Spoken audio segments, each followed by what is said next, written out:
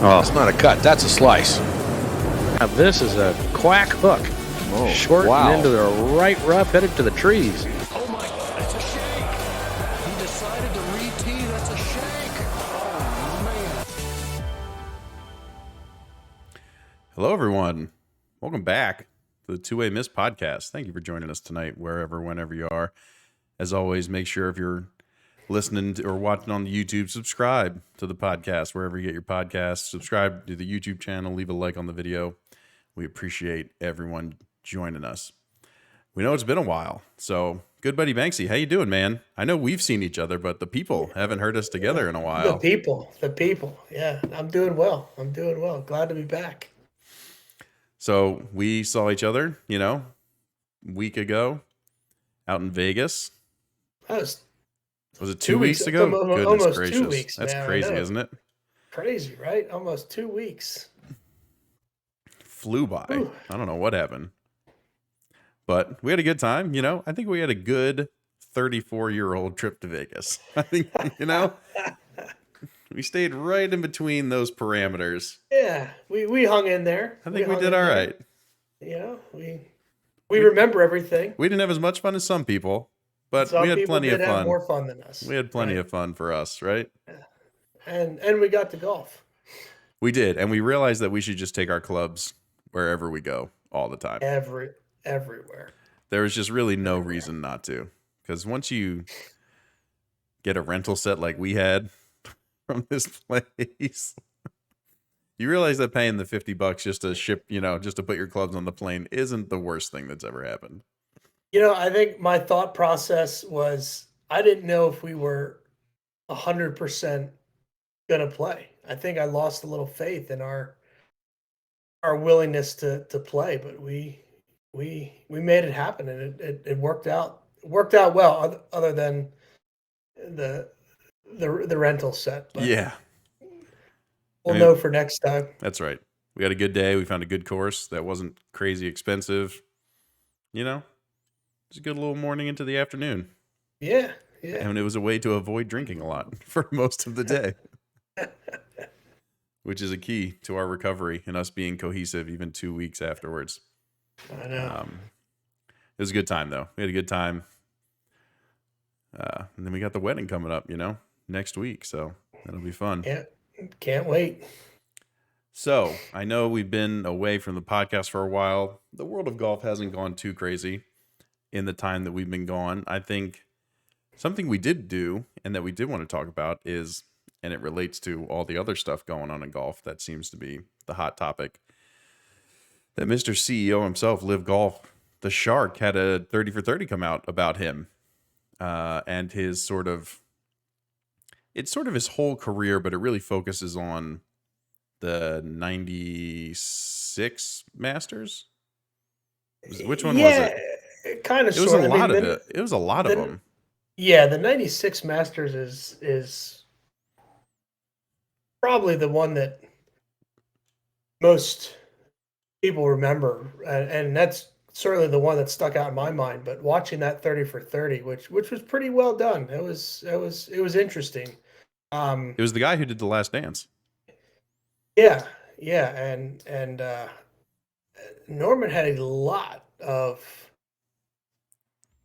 it's hard to say collapses, but he had a lot of tournaments, majors, more than I realized, that he was in a good position to win and just couldn't make it happen. Yeah, I kind of wish they had gotten into it a little more, and I get why they didn't, but I kind of wish they had gotten into the Faldo Norman part a little more, because Faldo comes away with 6 majors, right?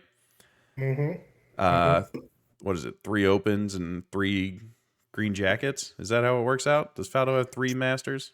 I believe so. Yeah, something like that. And Norman has 2, right? 2 Open championships.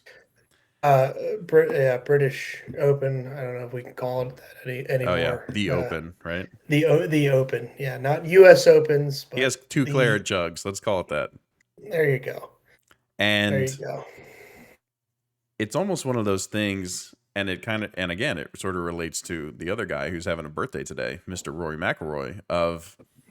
It was almost impossible to think of Greg Norman not winning a green jacket with how well he played there. I didn't. I don't. I never. I mean, Norman was a little bit before Yeah, our time, and I think when we started getting into golf and watching golf, it was Tiger, Tiger, Tiger. But Norman was damn good. I think like over really, 300 plus weeks at number one. yeah, like he was really good. Yeah, And I wouldn't say that he wasn't fully committed to golf, but it almost watching the 30-30, like I don't know if he was as focused on golf as maybe some of his other ventures and um, other things he was doing in his life, but he was really, really good.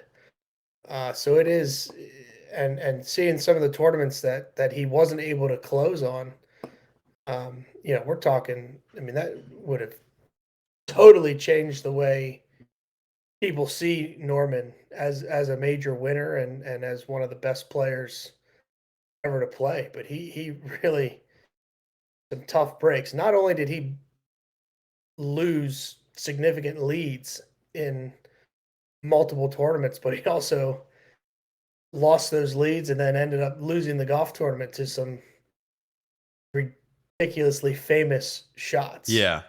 So, and I think someone made a good point about they sort of went back and asked him if he was snake bitten, with all these guys making these miraculous shots. And then they sort of jump cut to people talking about, well, he shot a 40 on the back nine that day, So like, Right. it's not that Right. one shot that did it. Yeah. Yes, ultimately that beat him, in the playoff or on the last hole or whatever it might be.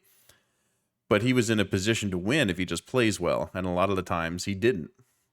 Not even play well, like just play average. Yeah, right. Yeah, and it's like it's that adding injury to insult, right? Like Right. not only are you going to lose this significant lead, but some guy's going to pull out from the fairway or the bunker or chip in from Yeah. an impossible spot on the golf course. Yeah, it was crazy to go back and see, and some of those shots that that weren't majors that he lost. I didn't even realize those were again. I remember seeing the shots. Yeah. Right? You have, Yeah.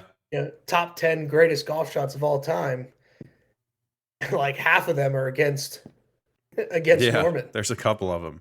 Yeah. It's I still just got vibes that this guy thinks he's like, the greatest thing since sliced bread. That, regardless of anything he's done wrong or might do or has done, he has such blinders on that, like, no, I'm Greg Norman, I'm the shark, like, this is me. Kind of like how they talked about Phil, always thinking he's like the smartest guy in the room. Yeah. That's who Greg Norman is and still is, because he has been very successful from a business standpoint. He's grown, his businesses into huge, corporations and done very well for himself. Right. And most people who do that have that sort of ego. It's sort of part of the deal. Yeah. And if you watch the 30 for 30, which it's a good watch. I mean, I think everybody should watch it. It's entertaining. It's interesting. For sure. Rolling into tournaments on helicopters. Come in, chopper in, play your round, chopper out. And it's one of those things like, did Norman have friends in the golf world? I mean, do people like him in the golf world or Not now. Not now. But yeah, they didn't really 30 for 30. They didn't really interview too many other. I mean, it was literally only Jack. At that time. It was Jack and I think Faudo. Faudo was on there to just talk about the rivalry, but they weren't. He even said we weren't friends. Yeah, right. Who else was on there?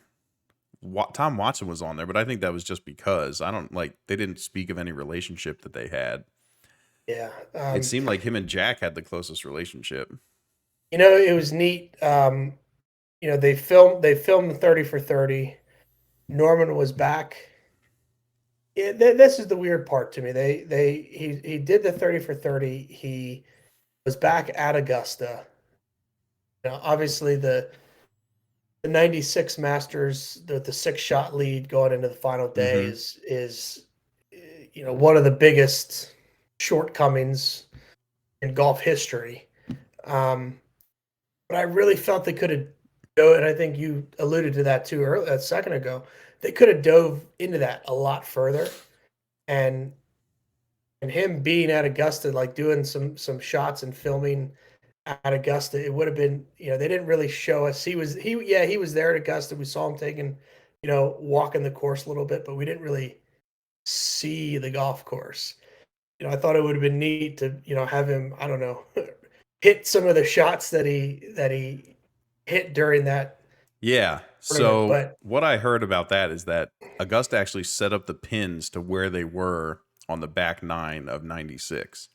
really, So that was the whole point. And I thought they would have used so more why? of it. Yeah. So And why not? like you said, put the ball where the ball was in 96 and try and recreate that shot. Yeah, hit the shots again, or maybe I don't know. Maybe it's PTSD or something. I don't know, but yeah, I just thought we would have got to see, because I heard about the build up, like, oh, this is he's filming it at Augusta. He's back walking, Augusta. He's not a member there, and he's not a Masters champion, so they had to give him Right. somewhat special privilege to be Yeah. on the golf, be on the golf course, and especially with a camera crew. I really thought we would have kind of dove into the 96 situation a little bit more, and gotten to see him maybe hit a few shots on the grounds and on the Yeah, golf I agree with course. you. I But thought I kind of wish they would have showed more of that. And like you and said, sort of recreated those scenarios a couple times. yeah, it just didn't Um, happen. And they kind of built it up, like you knew it was coming, because yeah. they did everything up till 96, and then it's like, all right, here we Yep. go, and then it's like, oh, it's over. Yeah. And I loved how when he talks about going back to Augusta and he's like, well, I think I've made a bigger impact than some Masters winners. They're letting me back on, like, such an egomaniac Yeah, that he's just like, yeah. oh, well, they think so much of me that they would let me come back and do this. Like, I mean more to them than some Masters champions. And it's like, well, Yeah. Do you think it's true? I guess it's like, in what context? Like, they asked him, what did they say? Would you give anything up for a green jacket? yeah. What does that mean?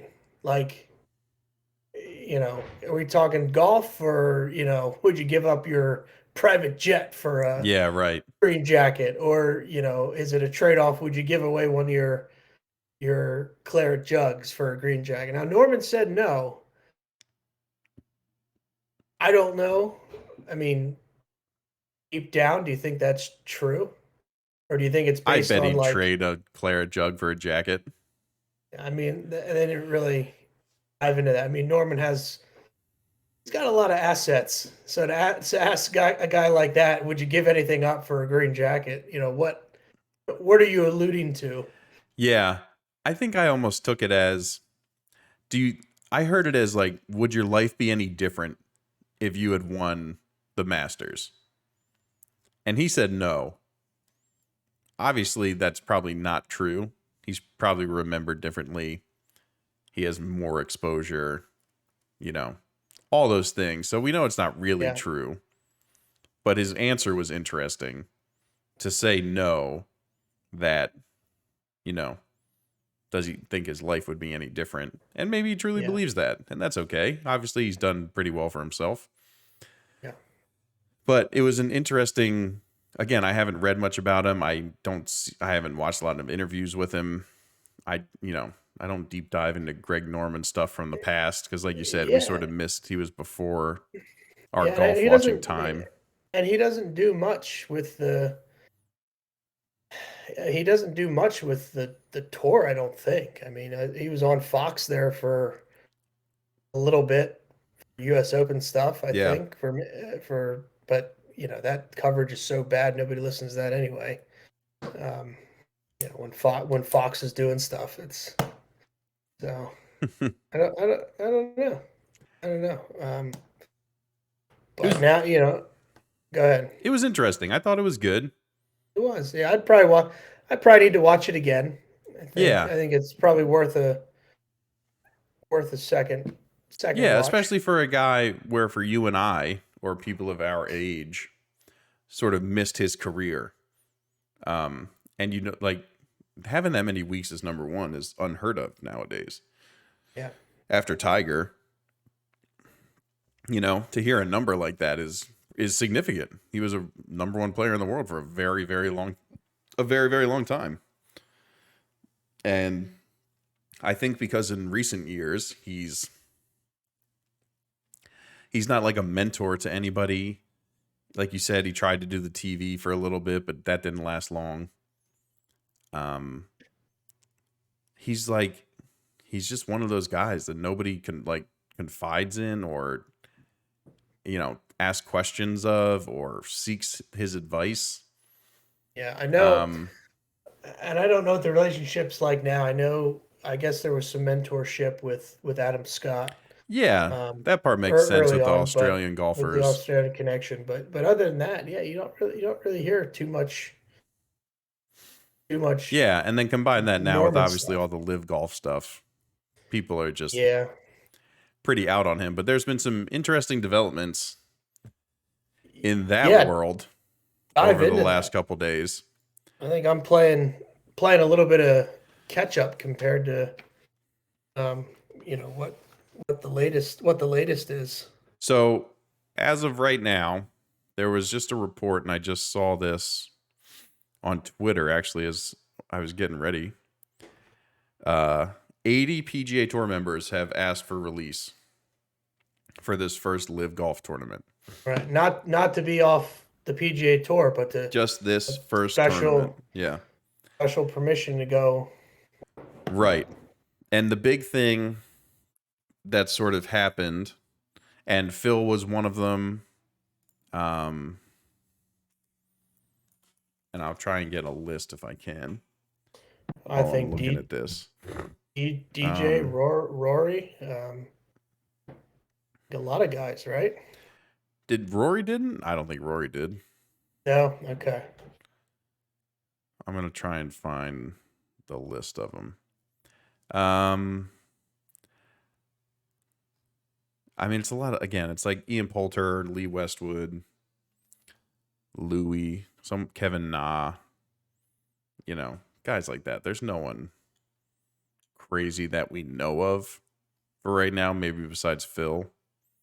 And I don't think we have the full list just yet, but And they're talking to a TV network, right? Didn't I think I saw that yeah, that I don't know. They haven't. They have not released anything to say where you can watch this or how you can, yeah. get eyes on this tournament that they're supposedly putting on. But the bigger thing that happened today is that someone pressed Lee Westwood at an event that he was at. A reporter for Sky Sports sort of pressed him on why would you do this? Why would you accept money from these people?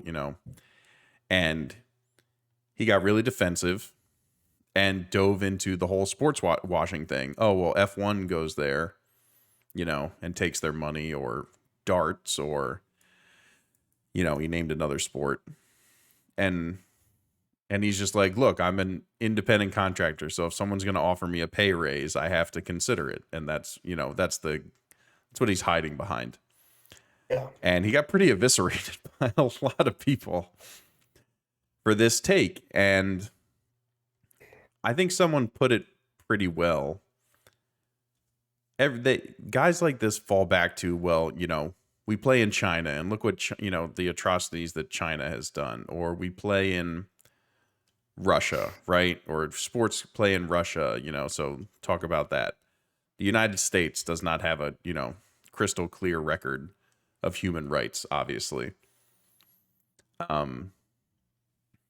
And someone just said that, yeah, you're right, but those governments aren't paying off members of sport to hide their, humanitarian transgressions. It's very clear that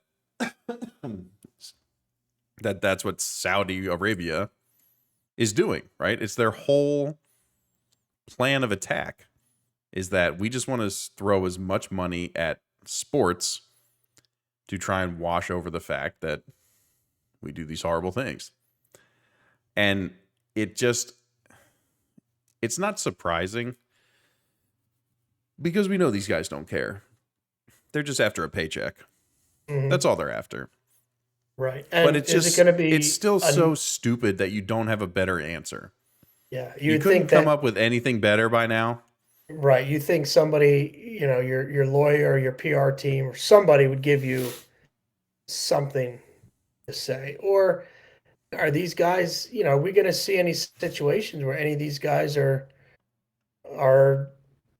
villainized when they do come back to the PGA Tour, or are most fans not going to care? Is it just going to be the media trying to bash these guys, but your everyday golf fan, regardless of what's going on in Saudi Arabia, that they don't care? I think I your don't. casual golf fan isn't going to know enough about it Mhm. to understand what's going on. Certain members of the media are pushing them and asking the questions and writing the articles. Yeah, Not and they're all of gonna. them.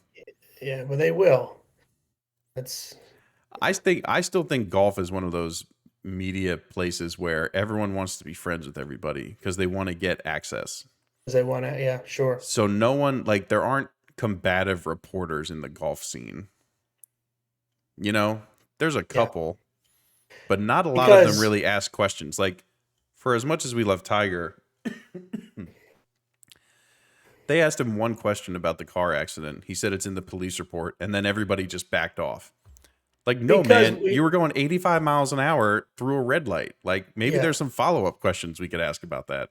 and we talked about this before. How other sports are much more transparent, where right, the media and fans and people they'll know all that dirty laundry because leagues like the NBA are so transparent. Golf is a behind closed door lock and key situation, and you're right, the reporters can't push too much because the PGA Tour is so closed off. They're not going to, no matter how hard these media personnel push, they're not going to get the answers they look for, and they can't really go to other sources because the everything's lock and key. You can't get in. So we have to play this situation where Dustin Johnson, he slipped on the steps. He had his slippery socks. His socks were slippy. Yeah. Yeah. And And then, I'm Tiger. gonna take a leave, from the PGA Tour because I just feel like it. Nothing's Yeah, wrong. yeah. So yeah, you're these PGA Tour guys. I mean, like, well, I'm gonna get paid a truckload of money whether I play like shit or if I play well. And as long as the PGA Tour keeps granting these waivers, Yeah. I can come back and play. And for the most part, nobody's really going to care. Yeah. Yeah. I mean, And look, eventually we'll get the full list. Obviously, the tournament is going to happen. So we'll see a leaderboard. We'll see a tee sheet. and what's the PGA Tour's play, right? Are We they don't know just yet. gonna, We haven't heard of any responses to the requests yet. these waivers get granted. That's it. They've given away all their Yep. they've given away their power. Yeah. And we don't know if that's going to be because they have to legally, that they just can't deny access to this from a legal standpoint, Mm-hmm. or if they just do it and then deal with the legal repercussions later. We're not sure how they're going to handle it. It's going to be interesting because I don't know when they have to. I don't know when they have to get back to them. I know the deadline to put in your request had passed, but I don't know when they have to get back to people. When's that first tournament? In June? Yeah. Hold on a sec. Is it in London? Yes. Full field list will be released May 27th. Okay. And then let's see when it is. And there's some talk that Liv is gonna start targeting some amateur players. Yeah, June 9th to 11th. June 9th to 11th. In London, Okay. yep. Yeah, and I think I saw somewhere, they're gonna They're trying to find entice- some loophole. Yeah, where they can turn pro real quick, or They're finding some loophole for like, or they get it's $10 like they million can pay them in a certain pro shop amount. credit. They can pay them a certain amount because of sort of likeness fees. Yeah, There's some, the NCAA putting that new rule with how players can now get paid for their likeness, being in video games or things like that, and still be considered amateur. So there's some loophole in that system that I think they were looking for to try and get amateurs to play. Because again, who's filling out these fields? Like if the PGA Tour says no to all these people, who's going to go anyway? Who's going to still do it? And then how are you going to fill in these fields? Who are the actual golfers that are going to play in these things? Right. And We is it still going to don't be know. enough to make anybody watch? Yeah, exactly. I mean, they might get the first tournament. The first one, people- everyone is, because they have to. They're going to have to, right? They need to see what it is. They need to see what it looks like. All those things. It's yeah. So like you said, we'll see in a few weeks the full and field maybe- list. Yeah, and where the PGA Tour will be in trouble is if this goes down and it's like awesome golf, awesome TV, and people really enjoy it. And Who could they possibly get though that would make you want to watch all the time? I don't know. They're right. That list for me is so short. You're right. They'd have to have the big guns there. For a casual golf fan, you'd have to have Jordan Spieth, Justin Thomas, Dustin Johnson, and who else? Morikawa, like Bryson, Yep. somebody like that. One of those guys is not going to carry that. And they all need to be mic'd up the entire Yeah, because like we entire talked about this in an episode or two ago. The superstars aren't the same in golf because they just come and go. right. Because nobody wins consistently enough. No one stays at the world number one for long enough. Right. So these And we don't- superstars just come and go. Yeah, and we don't have major access to them. It's not like any of their interviews are all that riveting. Yeah. Where it's like, oh man, I can't, or you have basketball, you have these guys, showing up in different outfits, everybody's got a signature shoe, and some players you're like, oh man, what are they going to say? Well, golfer, it's all pretty much all the same. Yeah. And you really do need a mass of them. You can't just have one or two. That doesn't move the needle enough. You need 7 or 8 or 10 of the Right. top guys at a tournament for casual people to watch more than a Saturday afternoon or a Sunday afternoon. And especially if it's not on TV, there's still a lot of golf fans that just know it's on CBS or NBC Mm-hmm. on Saturday and Sunday. They don't have ESPN Plus to watch on Right. Thursday mornings. They don't go to like Peacock to keep watching. You know, when it's off the NBC, it's off. They just think it's gone. It's gone. Yeah. They're not going to go to livegolf.com and stream it, you know? Right. Create an account. Yeah, Create exactly. Your For the Saudis to your Saudi account. track your address and your phone number and your age and all that fun stuff. Yeah. It's just, unless they figure out a way to make easy access and get enough guys, there's just nothing that's going to make people want to watch this. Right. And I'm not excited about it or anything. I mean, it's not like we talk about it, but it's not like, my thought process right now is I'm totally into Southern Hills and watching Tiger hit balls at the Tiger Jam and hit shots at Southern Hills. And they actually had his 2007 Golf's Greatest Rounds on last night. Okay. That's the last time he won there, right? Yeah, at Southern Hills. That's where all my focus is right now on the next major, Southern Hills. Like the Saudi League does not come into my thought process. Yeah. At all at this point. I'm focused and ready for Southern Hills and to see that golf course and see these guys play and who knows, maybe even our birthday boy might show up and play more than one good round. Well, that's a good segue because I want to talk about the birthday boy because, I don't think we haven't had a lot of reasons to talk about Rory this year. No. He's turning 33. Like we said, I have always thought he's not a lot younger than us, but younger than us. And he's really only 3 years younger, 2 years younger. And outside of Ryder Cups, Rory's past few years, I mean, he won a Players, right? Mm-hmm. Very recently. He wins PGA Tour events.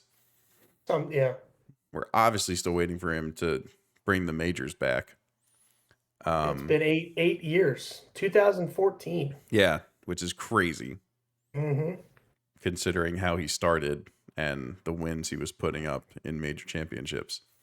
But I kind of want to look back and just, sort of go through what are the things we remember so far? What do you remember so far from Rory's career? Anything stick out to you when you just think of it off the top of your head? Because this is supposed to be like a generational golfer, right? Yeah. Yeah. I mean, I remember one of his early tournament wins, and it might even been his first win. I don't know, but he came out on Sunday and he's that little. I mean, he's a little guy. Like he was. I mean, he's a little dude, and whatever 10, 12 years ago when he was super young and had the long hair and I think he shot like 62 or 63 or something on a Sunday, just came out of nowhere and got one of his early victories. That kind of stands out. Winning the Open before he was 25 and his dad cashing in on a six-figure payday because he made the bet when he was like 12 or something like that. That's big. The collapse at the Masters, that was at 2010, maybe what's around 2011. 2011. And 4-shot lead going into Sunday. Snap hook and drives and stuff, and just shot like an 80. Yes, an 80 exactly. Colonial got one of his majors, and the golf course was wet, and he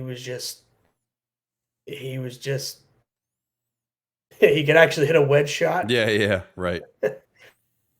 Just lasering golf balls to like a foot and tap in for birdie.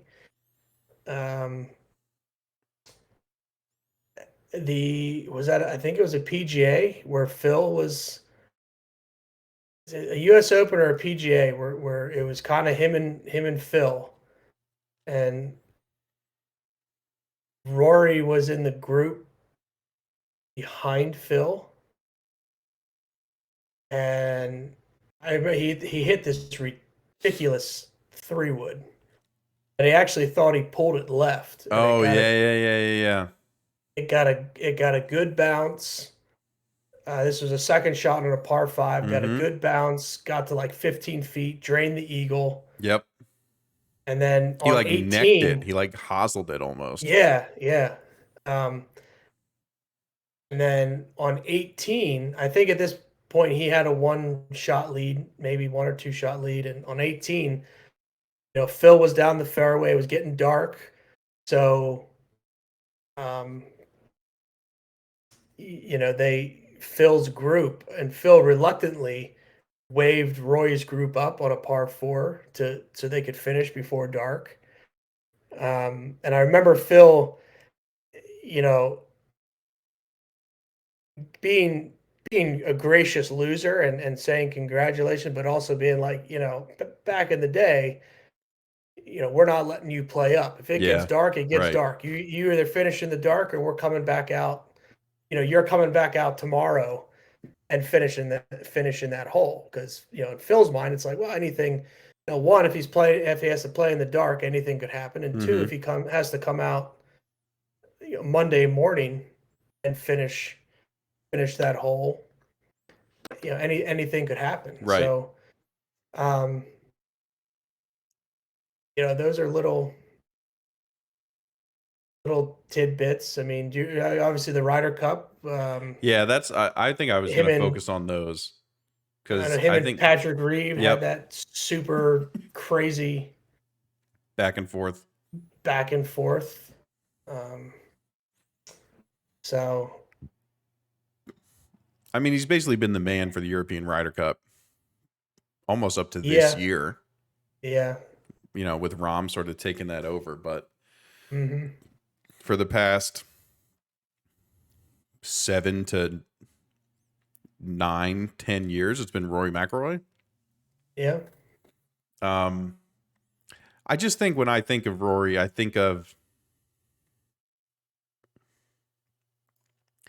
don't know if I think of anyone more having so much talent and whose golf game is so confusing. Mm-hmm. Yeah, that's when you even let's just look at DJ as a sort of comp. DJ was not a good wedge player, but when he decided to work on it, he recognized it and he worked on it. He had a lot of success and won his majors and, did all the things everyone expected him to do. Rory hasn't hit a good iron, like a good short iron shot in 6 years. He has not hit one good wedge shot. And just seems to be content and just seems to be okay with it. Yeah. Yeah. We don't hear like, oh, Rory spent 6 months absolutely grinding his ass off to get better at his wedge game. We don't hear that. We don't hear that. For as honest and as eloquent as he is, he's one of the better interviews in all of golf. He's honest. He speaks his mind. He's got a lot to say. Yeah, and that's great because, like you said, most of these guys are very buttoned up and just have cookie cut answers to everything. But have we ever heard him just one time be like, yeah, my wedges are really something that I have to work on. Yeah. And I'm really dedicated on, to putting the time in to fix them. Because someone with that kind of talent just needs to put the proper work in to fix a problem. Right. Nothing is impossible for this guy to fix in his golf game because of the pure talent that he has. He's just chosen not to. And I know we talk about it all the time, but Tiger Woods wouldn't let bad wedge play go for a week. Right. If he had a weekend where his wedges were terrible, you would have heard the next day from Marco Mira that he just hit 1,000 balls at that club down in Florida where he, is a member.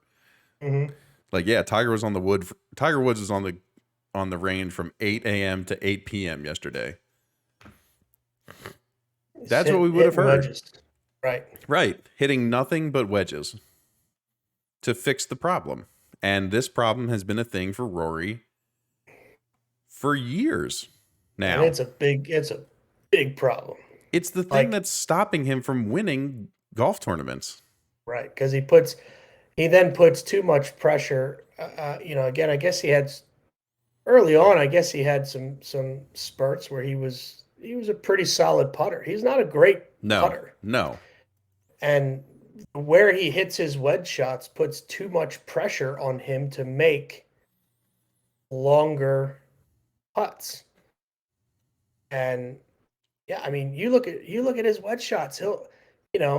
He hits the wedge shots beside the pin, and then they'll spin off the green, or he'll pull a wedge shot, 100-yard wedge shot, 40 feet left, right, or he'll play it behind the pin to spin back, and then it doesn't spin back.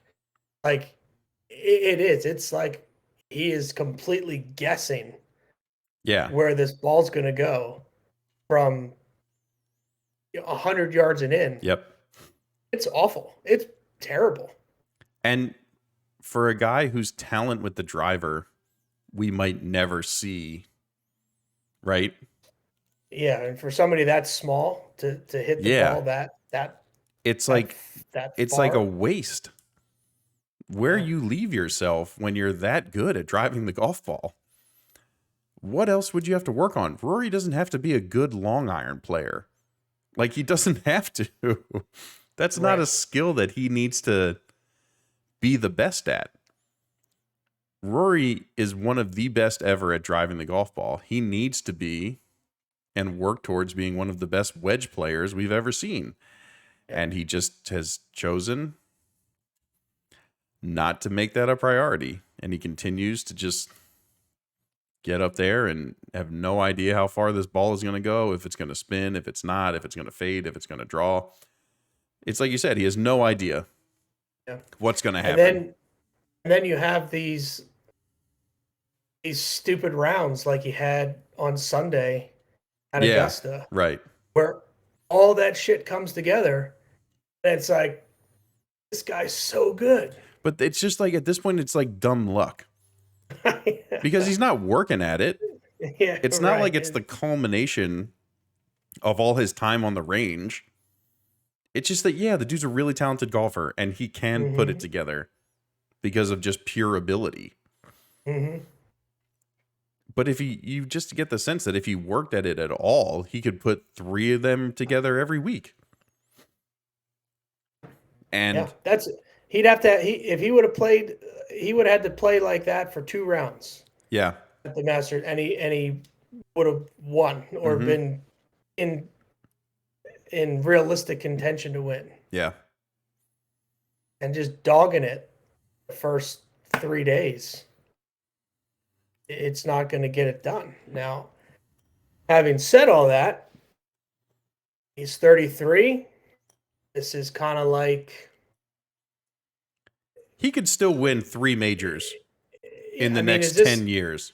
You look at his prime in his early 20s, and does he have a second prime coming in that, 33 to 37 time frame? If he won 2 majors in the next 5 years, would you be shocked? No, I wouldn't be shocked. I think he should. I think he's in a good place. Personally, he's married. He's got all that stuff situated. Like, he should be focusing 100% on golf. Yeah. Right now. And like you said, fixing those deficiencies, which are clearly his wedges. I won't even get into the putting, because if you hit closer wedge shots, there wouldn't be so much pressure on your putter. Just Right. hit better wedge shots. Right. But no, he should think about 8 years. He hasn't won a major in 8 years. Yeah, that's it's so crazy. that's so many majors that have 32 of them to be exact. Or is that 32 8 of them. times 4? Yeah, Yeah. I'm good. Yeah, I can you're still good. do math. You're good. That have just come and went, and he hasn't. And he's been one of those lucky guys that hasn't necessarily dealt with major injuries. Right? He's always there. Yeah, I think Like- he had the Achilles, right? Or something like that. Something in his leg. Yeah. Or he broke his leg. He broke his ankle playing soccer or something. Remember that? Playing soccer, right? Right. But you're right. That's been about it. But if you look back on this career, like if he doesn't win, or even if he only wins one more, you're gonna look back and be like, "What a Yeah. freaking waste!" Yeah. Yeah. It I think at this point in his career, he just needs to be focused on winning majors. If that's what he wants, who knows? That's true. Who knows? These guys say how much they care, but we've talked about that multiple times. Mhm. Like, do they care as much as as much as they say they do? I don't know. Yeah, right. And you bringing up his wedge game is a perfect example, because you're right. That's 100% lack of effort Yeah. to not dial in wedges when we've seen the same shit for years. Right. Fix it. Yeah. Well, we got 3 more weeks till the PGA Championship out at Southern Hills. Tiger was on the property. He went around. Did you see the tweet by the Used Golf Facts, which everyone has figured out to be like Justine Reed or her dad or her mom, which is P. Jeez. Reed's wife.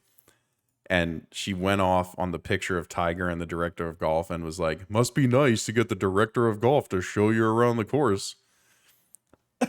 Like going at Tiger Woods for playing a practice round with the director of golf. Good one. Good one. You were idiots. Oh, it's pretty funny. It's good stuff. Love the pettiness from the Reed camp. Oh, it's good stuff.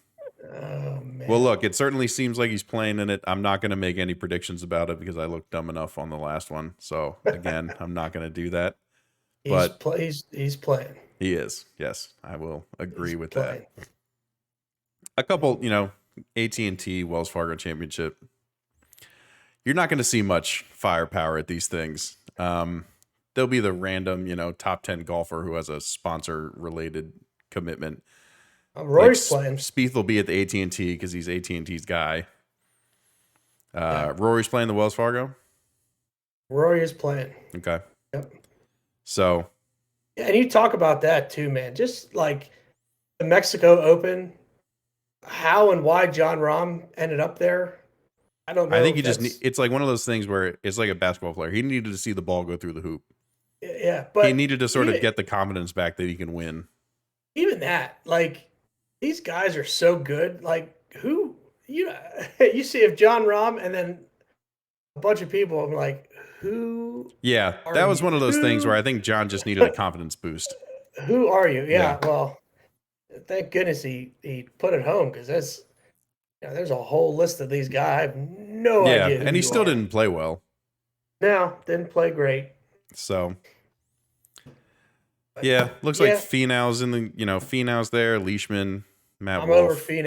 Over Finau. I'm just looking at anyone we might know who's playing at the Wells Fargo.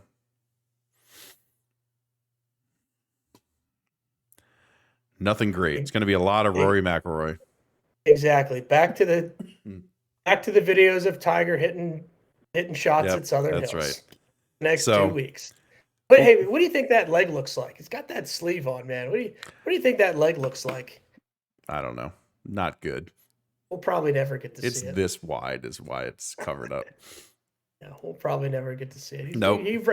He rocks the shorts, but he's got that sleeve on, man. Yeah, it's not. I'm sure there's lots of scars that we don't need can probably picture in our heads. circulation sleeve. Yeah, probably that too. There's a lot of metal in there. Got to get the blood flowing, around the metal. Yeah. But yeah, he's playing. He's yes, playing. he is. So good stuff. Good to be back talking to the people. We will be on for the next few weeks leading up to Southern Hills. I think I'm going to watch that round, and we're going to talk about Tiger's last win there in the next few weeks. We'll go back and watch that final round and, get some tidbits and obviously get hyped up to see the cat playing again. Yeah. So it'll be some good stuff. Took down Woody Austin. Yeah, another guy we always think of, right? Good old Woody Austin. Tabasco sauce is number one guy. There you go. So it'll be good, leading into a major. It'll be fun. We'll see how these next two tournaments go. If someone important can win them, maybe that gives us some sort of, insight into who might win the major. I think at this point it's completely up in the air. Like, we haven't seen Scottie Scheffler play since the Masters. Who knows if we will, before the PGA Championship. No one's blowing the doors off the golf world right now that we can sort of say is a favorite. So we'll see how these next couple weeks go, and we'll keep you up to date on everything going on, and then we'll have a couple, good shows around the PGA Championship. So looking forward to the rest of this month. Banksy, good job as always. And thanks for hanging with us, everyone, through the little break. But make sure you subscribe wherever you get your podcast. Make sure you leave a like on the YouTube video, subscribe to the YouTube channel, follow us on Twitter at the Two-Way Miss, and just come along for the ride. We'll have a lot of good golf stuff to talk about in the next couple of weeks. So Have a good night, everyone, and we will talk to you next week. All right, swing hard, everyone. Oh, it's not a cut. That's a slice. Now this is a quack hook. Oh, Short wow. and into the right rough, headed to the trees.